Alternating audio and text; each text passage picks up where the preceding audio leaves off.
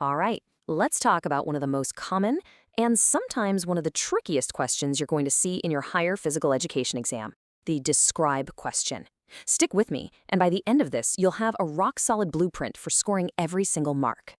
So let's cut right to the chase. You see that word describe on the exam paper, and you know there are marks up for grabs. But how do you make absolutely sure you get every last one of them? That's exactly what we're going to figure out right now. First things first, what are we even dealing with here? Well, at its core, a describe question is just asking you to lay out the facts. Simple details. You're not meant to be doing a deep analysis or anything complicated. Just think of yourself as a reporter, simply stating what happened. Okay, now for the most important part. I'm talking about the core strategy. There's a super simple formula that basically unlocks the marking scheme for these questions. Honestly, if you only remember one thing from this whole explainer, make it this. This is the golden rule. And it all boils down to this one little number, 2. I know, it sounds almost too simple, right? But trust me, understanding what this number means for your answer, that's the absolute key to maximizing your score. And here it is. This is the big secret. For every single mark a question is worth, you have to provide 2 distinct, detailed, descriptive points. It's a simple bit of math, really. You want 1 mark? You've got to give the examiner 2 clear details. Let's look at a real example so you can see exactly how this works. Saying, I trained for 20 minutes. That's your first point. Then adding, I did it 3 times a week. Boom, that's your second point. You put those 2 together in your answer, and you've just bagged yourself 1 mark. It really is that direct. Okay, so you've got the 2 points per mark rule down. But what kind of points are we talking about? What kind of detail does the examiner actually want to see?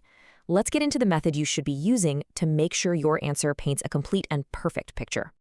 This right here, this is the ultimate quality check for your answer. Your description needs to be so crystal clear that a total stranger, someone who knows nothing about PE, could read it and replicate what you did perfectly. If they'd have to stop and ask questions, your answer isn't detailed enough yet. So, how do you actually build that level of detail? Easy. Use this simple checklist.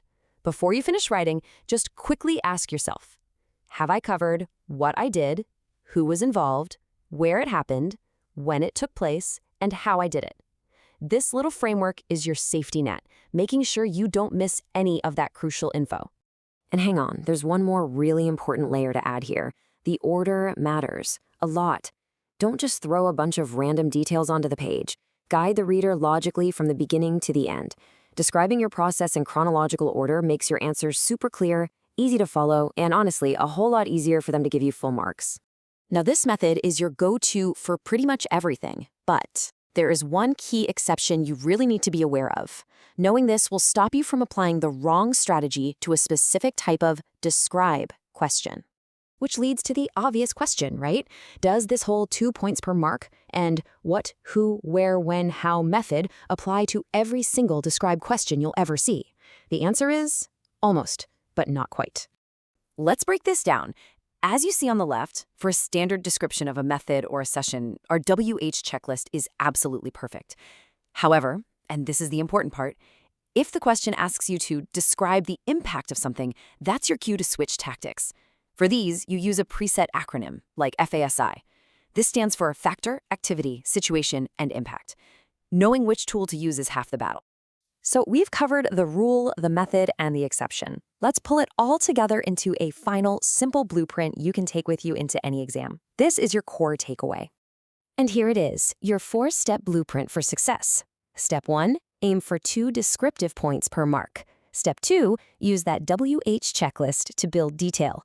Step 3, present everything in chronological order. And Step 4, always double-check if it's one of those special questions that requires a specific acronym instead. Follow this, and you're setting yourself up for full marks. And that's it. That's how you turn describe questions from a challenge into a clear opportunity to score. You have the formula, you have the method, and you know the exception. Now you're ready to go out there and master your next exam.